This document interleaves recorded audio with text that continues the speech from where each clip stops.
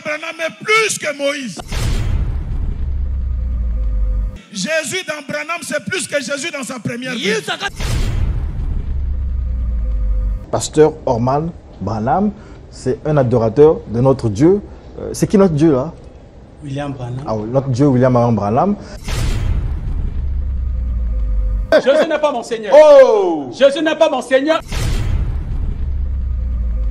Non. On ne peut pas adorer Frère Branham. Moi qui a chanté ceci. Vous savez, celui qui adore Branham, c'est un animal.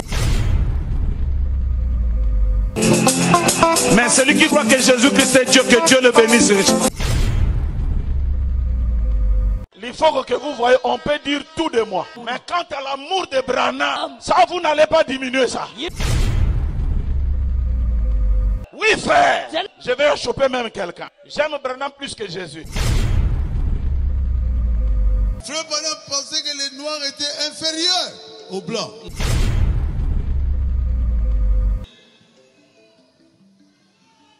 J'ai dit non.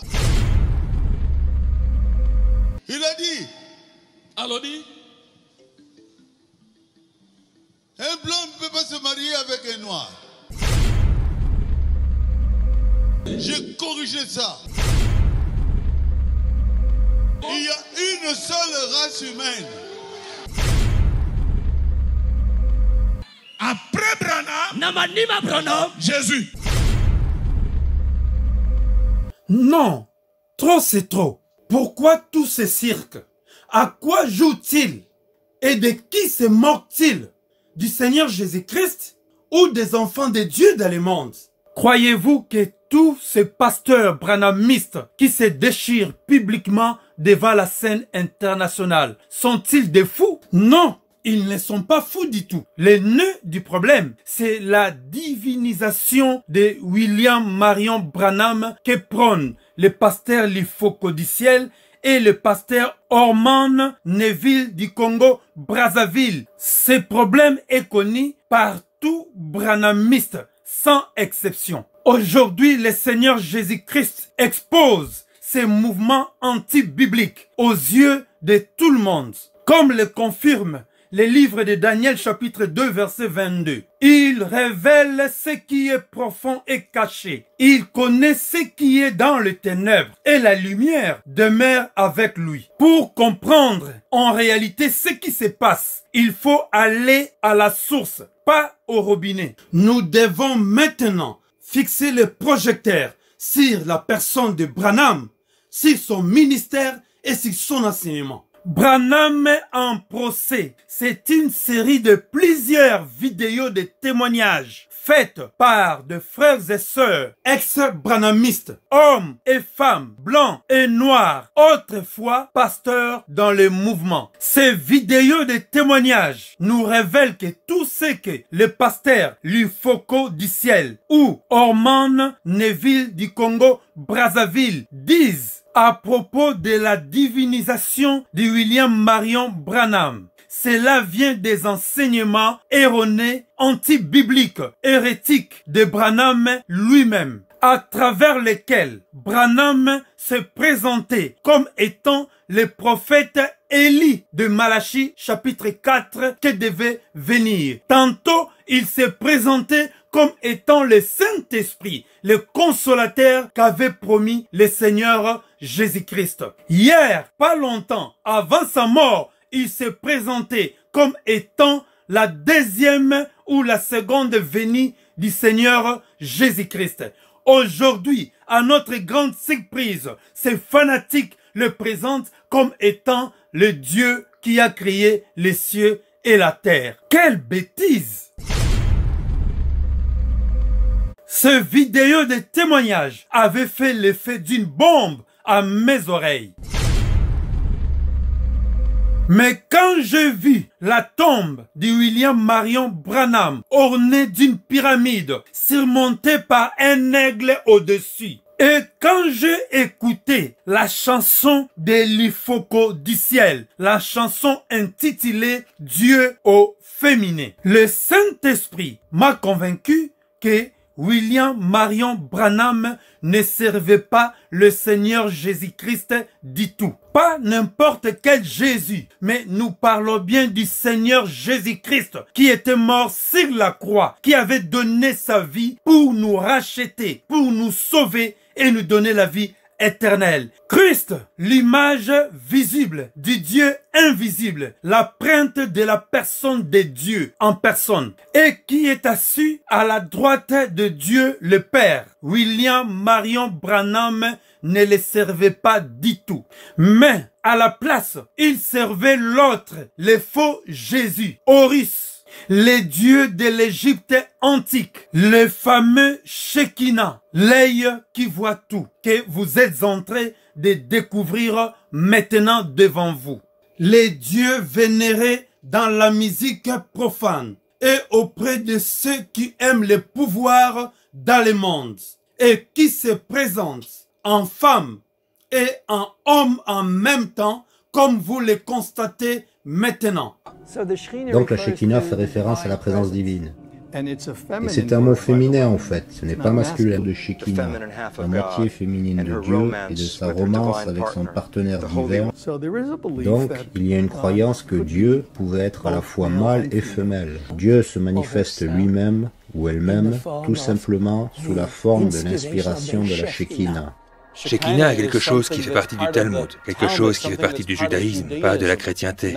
C'est lui le Dieu faucon, appelé communément Dieu aigle, connu en RDC ou en Afrique centrale sous le nom du Nzambiampungu. Branham prêchait le culte de sa personnalité pour se faire passer comme étant un prophète en utilisant les enseignements occultes des Kabbales, des Talmuds de Babylone, ésotériques, des news, inconnus du milieu chrétien. Il est comparé avec un musicien faux chrétien qui écoute la musique du monde et se sert de la mélodie de la musique du monde en changeant juste les noms pour mettre le nom de Jésus-Christ. Car ils savent bien que les chrétiens n'écoutent pas de la musique du monde.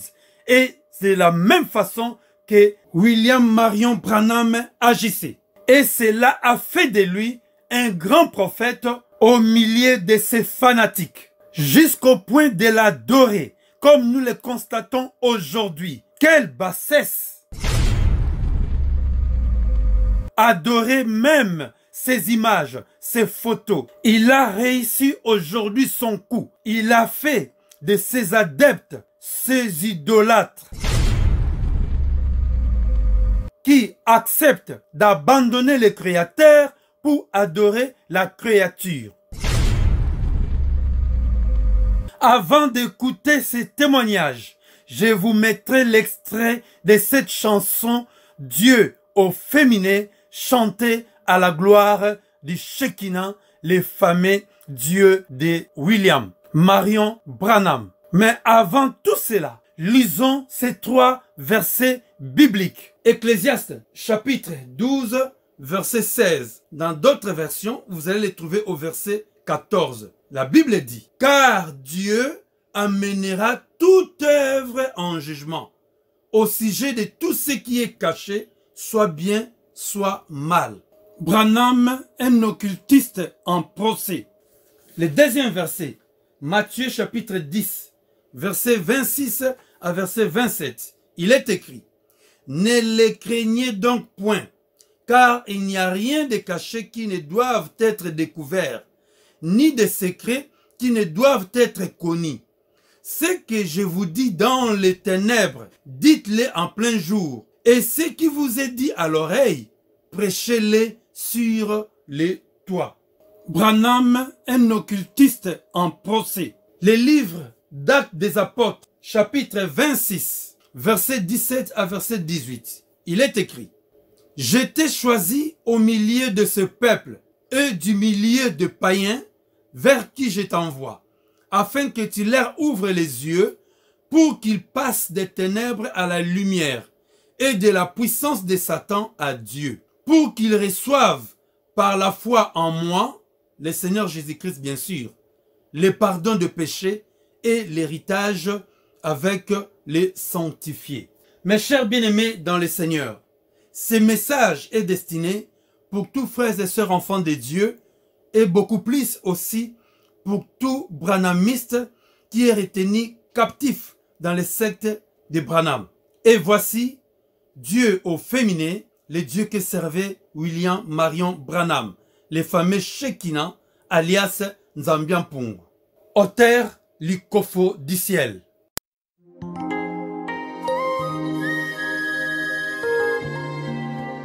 Et Dieu dit à la femme, je multiplierai ta souffrance. Et il dit au serpent, je mettrai inimitié entre ta postérité et la postérité de la femme. Il s'agit de quelle femme alors finalement?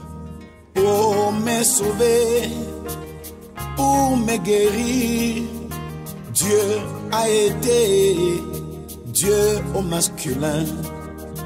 Mais pour ce qui est de supporter mes erreurs, oui, le voilà, Dieu au féminin. Dieu est conjugué au féminin. Oh, oh, Dieu est vrai. Il est vrai, maman, mais Dieu est conjugué au féminin. Oh, oh, Dieu.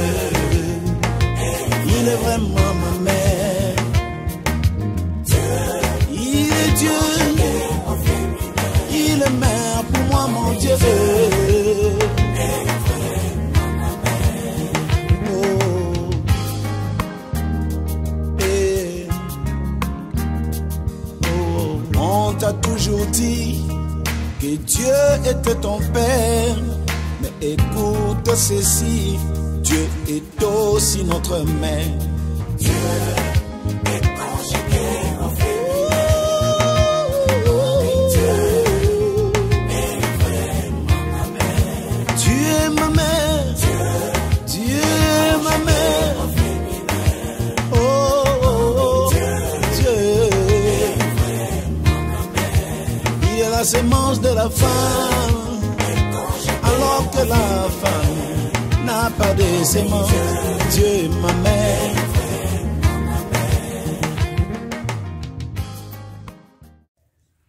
Bonjour, chers amis internautes. Encore une fois de plus, nous voulons vous présenter un autre numéro qui parle de la sociabilité de Branham et l'entité qui travaillait bien sûr avec lui. Et aussi, nous allons montrer les effets et les méfaits de cette entité quand il utilisait le corps de William Marion Branham. Nous sommes en train de toucher le fond de ce que les gens appellent le message du temps de la fin. Bien sûr, ce sont des choses que facilement, certains lieutenants de Branham ne peuvent pas vous le dire ouvertement, mais puisque nous avons eu la grâce de pouvoir pénétrer, découvrir le fond, et que nous sommes ici en train de briser le silence. Et nous essayons un peu d'aider la masse de pouvoir comprendre ce mouvement avec son fond, ses méandres, quoique des fois on vous le présente d'un seul sens comme si c'était un mouvement très attrayant en matière de la foi. Alors pour commencer, Branham ne devrait jamais faire quelque chose sans qu'il puisse d'abord commencer à invoquer l'entité avec ces trois mots incantatoires et d'incantation pour faire appel à l'entité. Et c'est comme ça que l'entité venait et il possédait maintenant le corps de Branham. Et c'est à partir de cette associabilité des miracles, parce que je ne vais pas ici vraiment définir ce que c'est un miracle, parce que le miracle est plutôt pour ceux qui sont en train de vivre, de voir ce qui s'opère. Mais celui qui réalise ce miracle, il connaît le secret. Bien, nous avons ici, dans sa prédication, l'expérience numéro 3, prêchée le 21 décembre, pardon, 1947, paragraphes 135 et 136. Je vais prendre justement quelques extraits pour vous faire goûter ses propres déclarations. Il dit, avez-vous remarqué que chaque fois après que j'ai demandé ou réprimandé un esprit, je reste tranquille, parfaitement silencieux pendant quelques instants? Qui a remarqué cela dans des réunions? Faites voir le main. Avez-vous remarqué cela? Maintenant, voici ce qu'il en est. Il y a 3 mots que je dois répéter en ce moment-là. Voyez? Et ce sont les 3 mots nobles de la Bible. Aucun mortel sur la terre ne sait cela. Je sais que vous avez remarqué plusieurs fois quand je demande ou quand je réprimande, je me tiens tranquille pendant quelques instants et je répète ces 3 mots que l'ange du Seigneur m'avait dit de répéter. Alors, si je sens que cela revient, alors je sais que c'est accompli. C'est l'entrée en la matière. Il faut que l'entité vienne. Et quand ils viennent, Branham aussi ne manquait pas d'informer à son auditoire.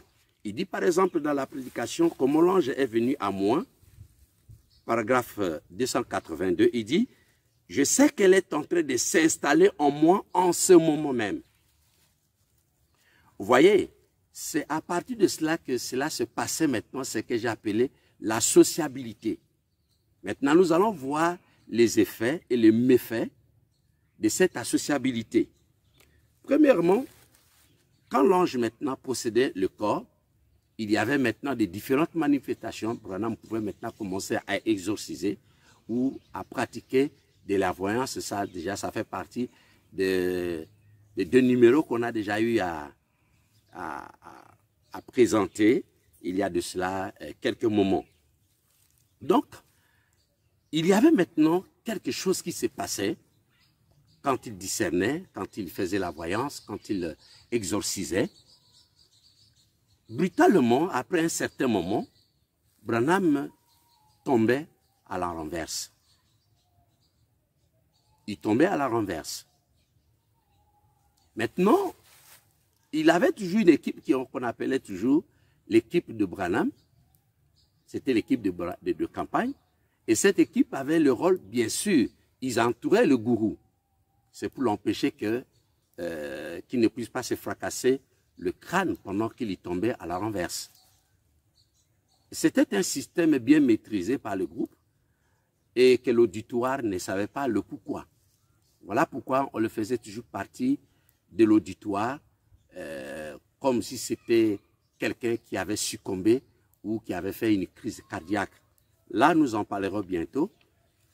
Du coup, Branham lui-même explique, quand il y tombait à la renverse, qu'est-ce qui se passait exactement. À ce moment-là, il y avait, premièrement, comme lui-même il déclare, qu'il subissait des pressions qui provenaient de la possession de cette entité dans son corps. Que se passait-il? Lui-même, il déclare que l'entité pesait plus de 100 kilos. Et aussi, il avait une taille humaine de 1,80 m, 82 cm. Vous pouvez vite comprendre que Branham, par rapport à l'entité, était un homme de taille presque moyenne et il ne pouvait pas peser lui-même plus de 60 kilos. C'était des effets terribles qui poussaient cet homme pendant qu'il devait supporter pendant longtemps le poids de cette entité dans son propre corps. Et lui-même, il essaie un peu de donner le poids de cette entité et nous allons lire ses propres déclarations. Il dit, il se tient toujours à ma droite dans la prédication. L'expérience 3, prêchée le 21 décembre 47, paragraphe 12, je cite, il se tient toujours à ma droite et quand je me suis tourné vers la droite, là se tenait l'ange du Seigneur avec cet homme qui vient vers moi. Qui est-il? Paragraphe 13, il dit, eh bien rappelez-vous, saisissez ceci. il tire l'attention de son auditoire. Il dit, après que Frère Branham serait parti, je ne connais pas son nom. Il ne me l'a jamais dit. C'est un homme grand. Il y pèse plus de 200 livres, c'est-à-dire 100 kilos. Je pense, d'après les mesures humaines, il y porte une robe blanche, il a des cheveux noirs et il se tient juste comme ceci et se tenait à ma droite. Et dans la prédication, la commission de Moïse, paragraphe 33, il dit, et tout le temps, quelque chose attirait mon cœur. Mais ce jour-là, cela s'est visiblement manifesté. C'était un homme d'environ 1,82 m, pesant près de 100 kilos. Voyez comment Branham parvient même à découvrir le poids d'un esprit dans son corps.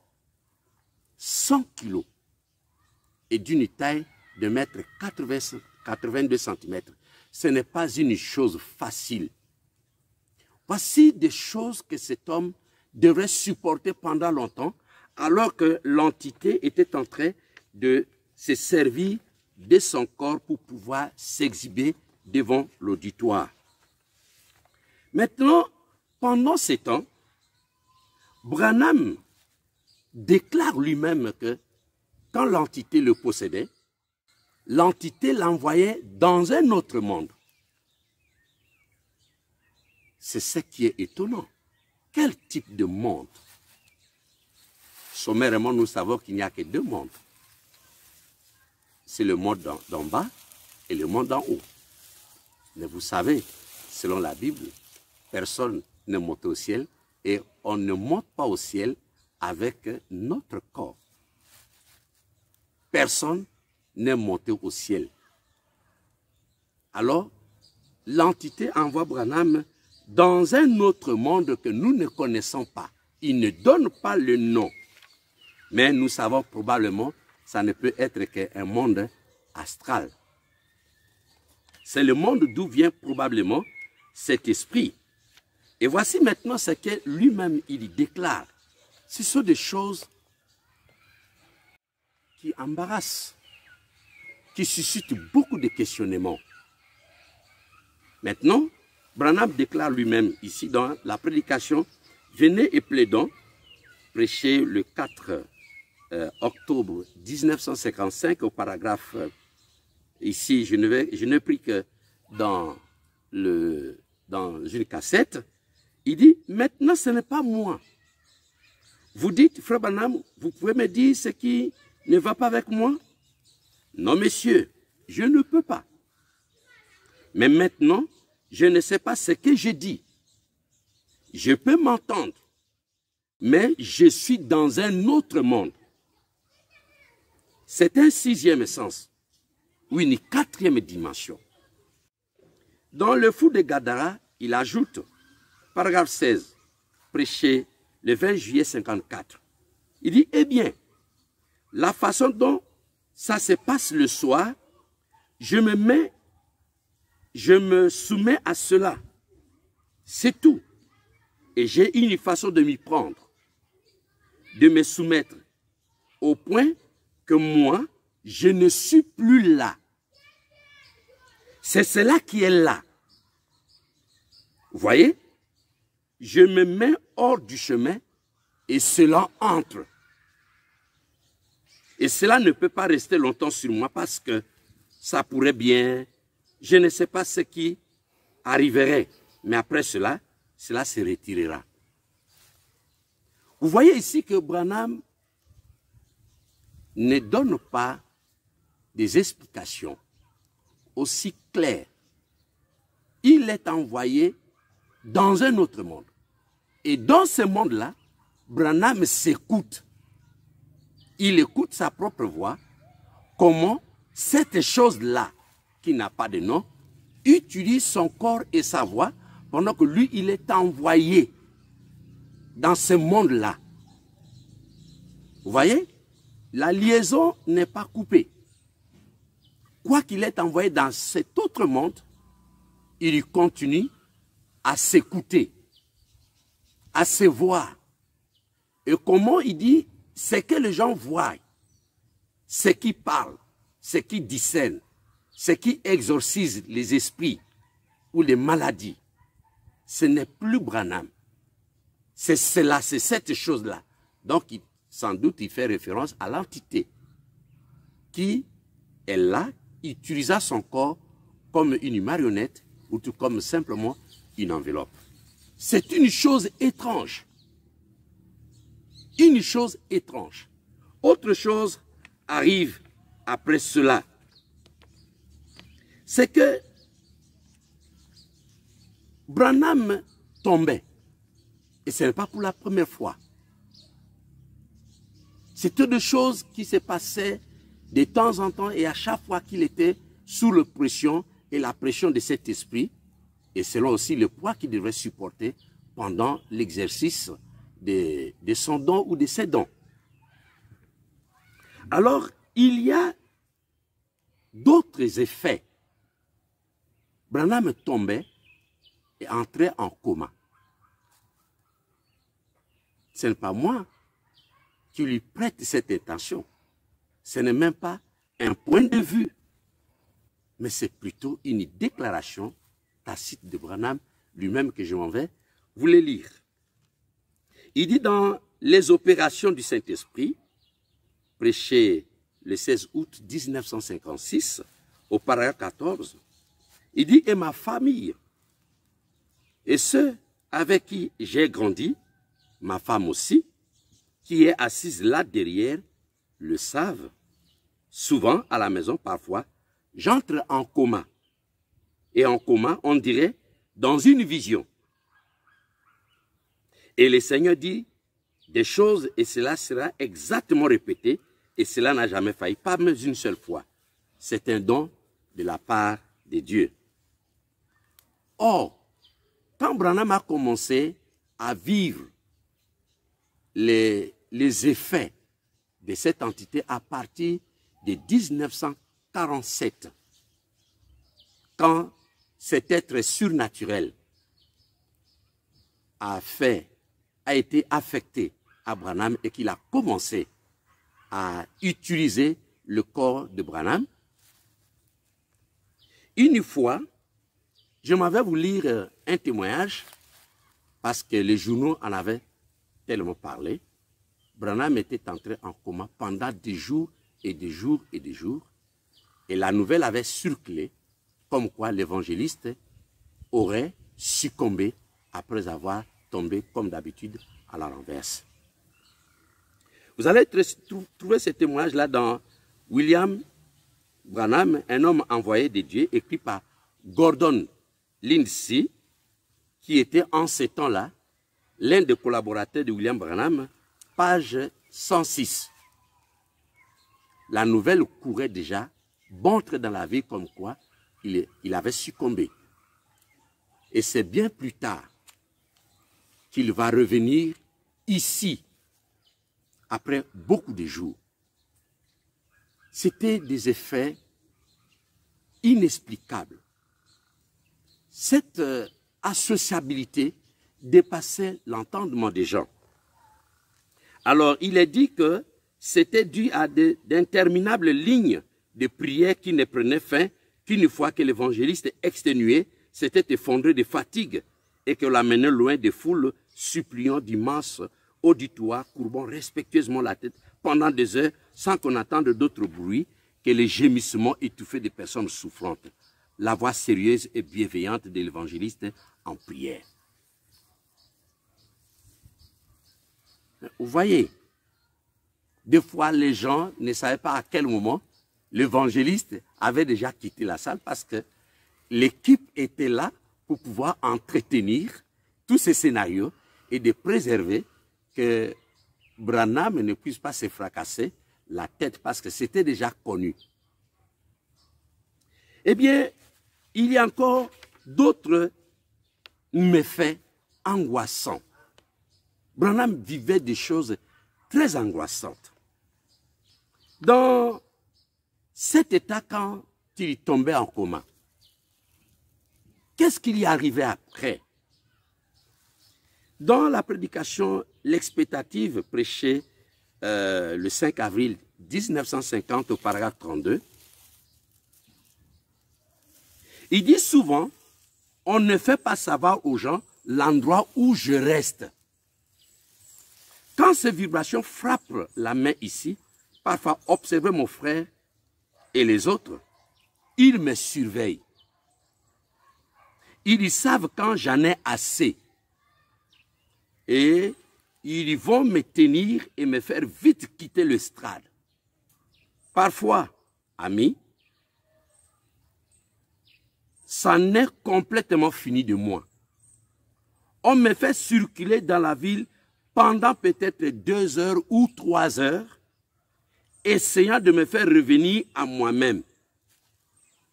Cela m'épuise complètement. Branham entre en coma pendant des heures et des heures. Pendant qu'on fait partie de l'auditoire, l'équipe dont je venais parler, qui était là pour sa surveillance, pour sa protection, quand il trouvait que c'était de trop, il le faisait maintenant sortir de l'auditoire.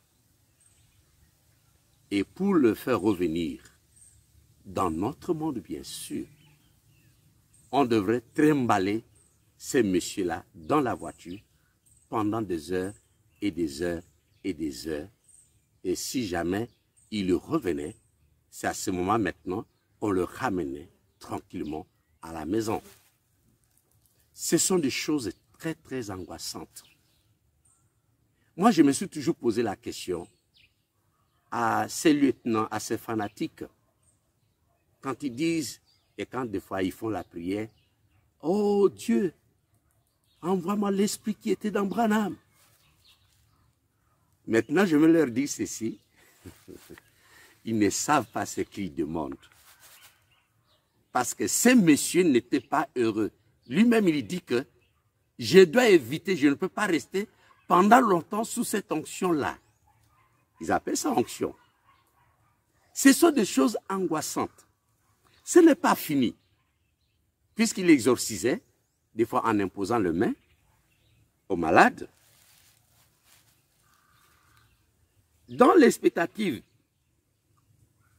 cette fois-ci au paragraphe 33, prêché le 5 avril 1950, il dit, vous pouvez penser que c'est étrange, vous pouvez penser que c'est drôle, pour quelque chose comme cela, un don, mais cela vous épuise, cela vous vide. Ce n'est pas comme prêcher l'évangile ou juste imposer les mains aux malades. C'est un être divin qui opère au travers du corps d'un mortel. J'ai vu ma main gonfler tellement qu'il me fallait la maintenir de l'eau chaude pendant pratiquement 1 heure pour qu'elle récupère la sensibilité après des vibrations émises par des cancers hideux et autres comme ça marche. Pratiquement personne ne connaît ces choses. Vous voyez? C'est-à-dire, les choses angoissantes qu'ils y vivent, personne ne connaît. Alors c'est pour dire que ceux qui l'envient, c'est comme si des gens qui envient quelqu'un porter une hotte, mais il ne connaît pas le poids que la personne porte dans la hotte. Il dit personne ne connaît ces choses.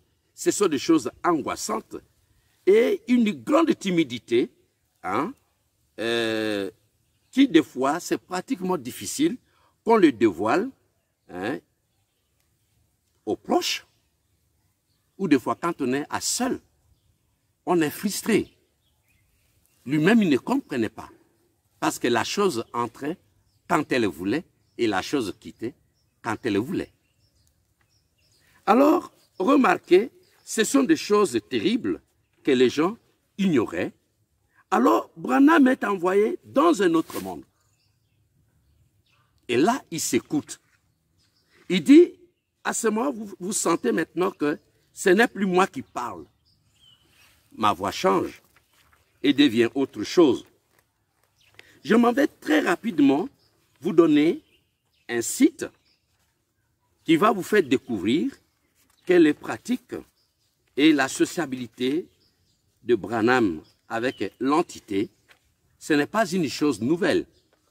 il est déjà des pratiquants de ce genre de choses qui collaborent avec les entités et qui sont soumis à ce genre d'oppression.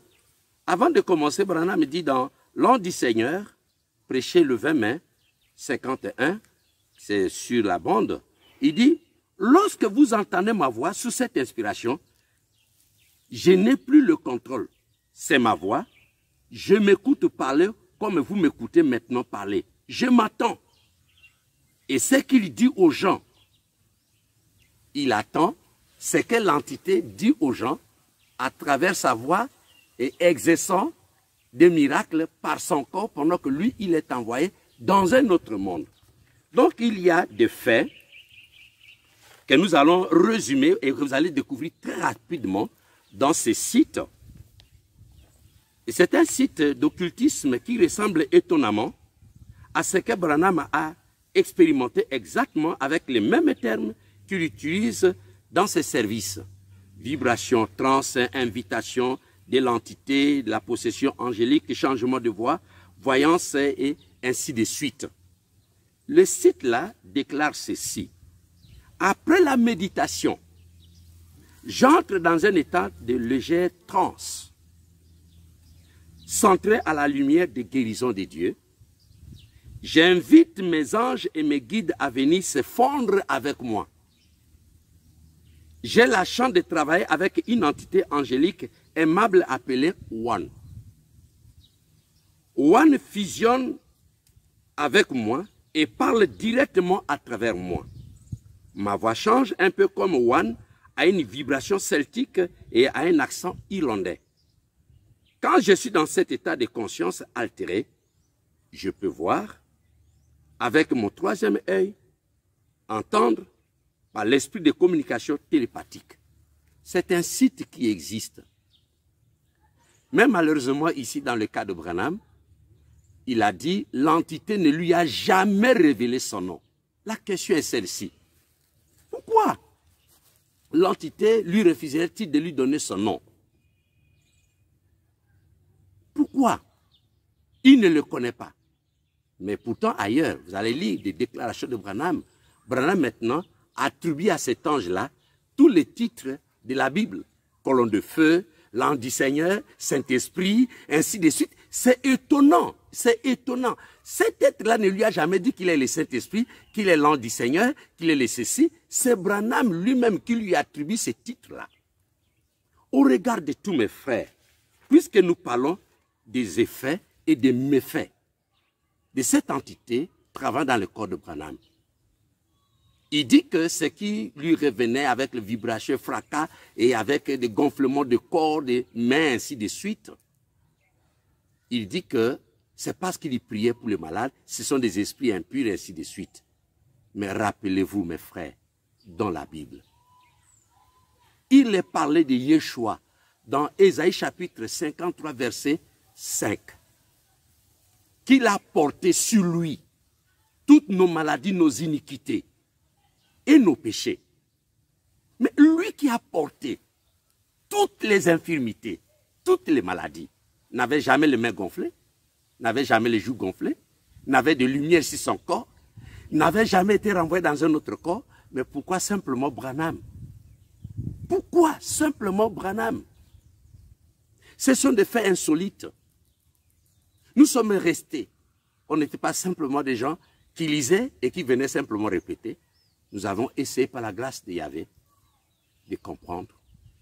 Et comme le souci était tellement grand, celui qui nous a aimés nous a levé le coin du voile et nous avons découvert l'occultisme qui était pratiquement aussi publiquement possible et que Branham, malgré tout ce qu'on pouvait envier de lui, il n'était pas un homme heureux avec cette entité qui l'écrasait, qui le dominait, qui le brisait, qui le rendait tellement angoissant.